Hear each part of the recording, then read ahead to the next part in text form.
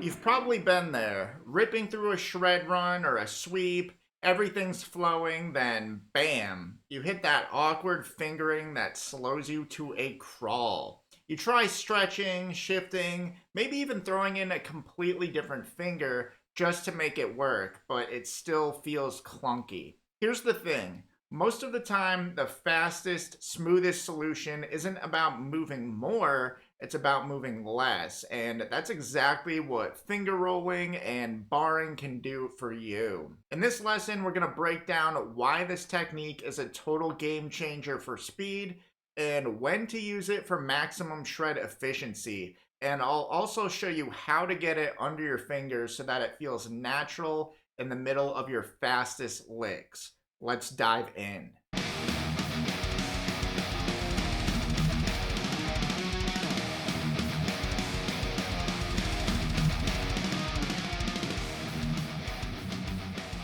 So finger rolling slash barring is incredibly helpful for you to be able to do. In fact, I would say it's essential to have under your belt because it helps you play through sticking points a lot faster. You end up saving yourself from having to perform more complicated, time-consuming maneuvers like recruiting other fingers to do the job, which can be completed already by a single finger that's already in the neighborhood of a target note. And in most situations, you don't really have any other choice but to use finger rolling slash barring. And real quick, if you're into this shred guitar stuff, I've got a super sweet gift I want to give you right now, and that is my Shred Smarter Blueprint. It's a completely free tool that breaks down the 3 biggest shred guitar mistakes by showing you what to do instead so that your playing is faster, tighter, and cleaner. So just click the link for that in the description or go to zacksharguitar.com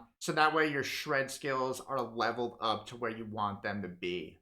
So let's talk about some common scenarios that you would often run into opportunities to use finger rolling or barring, or situations where you really have no choice but to use these techniques.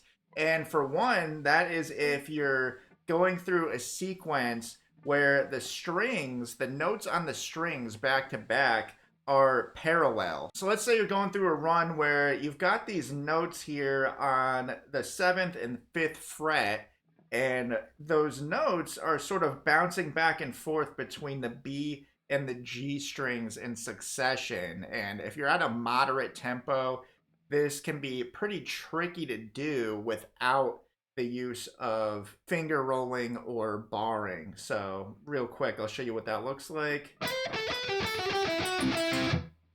So that was with the barring and the finger rolling. There was minimal movements with my ring finger and my index finger. And if I tried that by another method, it would look something like this.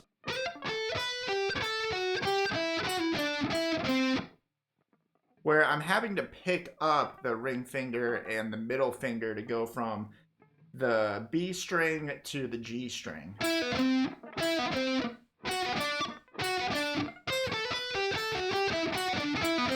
Kind of unnecessary as opposed to doing something like this where you can just sort of glide right through those notes.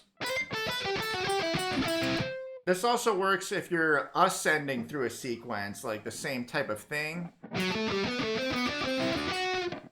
So I'm in the same territory here. I've got the notes on the 5th and 7th frets of the B and the G strings, but you might be tempted if you're just looking at an exercise or a solo on paper to do something like this, where you're recruiting other fingers. Kind of unnecessary again. You're moving more than you need to get the job done, and the key to speed is having less movement. Less movement equals more shred speed. And in situations where you really have no choice but to use the rolling or the barring, are sweep picking. There are some arpeggio shapes where you have no choice but to use the same finger to play notes that are on parallel strings. So like your minor arpeggio, for example,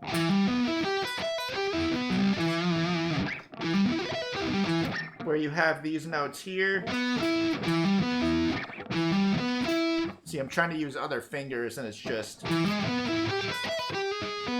See, I can't even do it, and it just feels unnecessary to use all that motion. Same thing with the major arpeggio. I would say this one is a lot harder because you're cruising through 3 different strings where you're barring or playing notes that are on the same fret.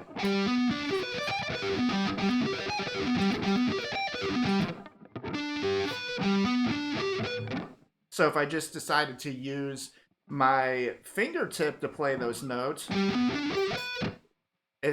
I'm already feeling like I'm going over road bumps as I'm doing this,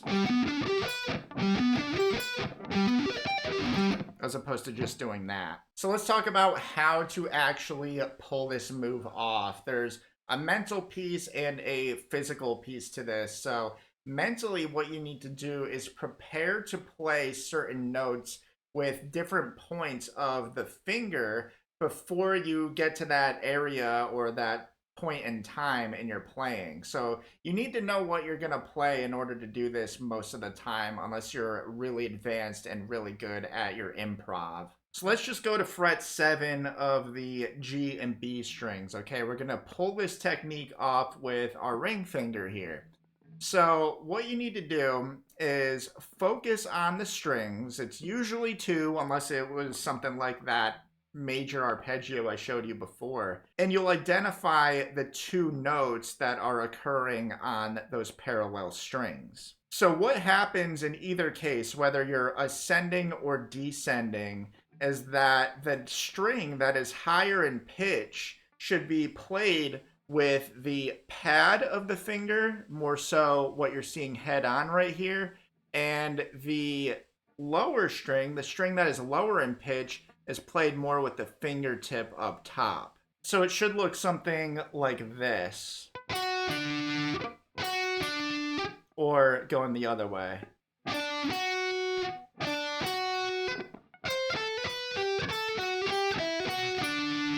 Or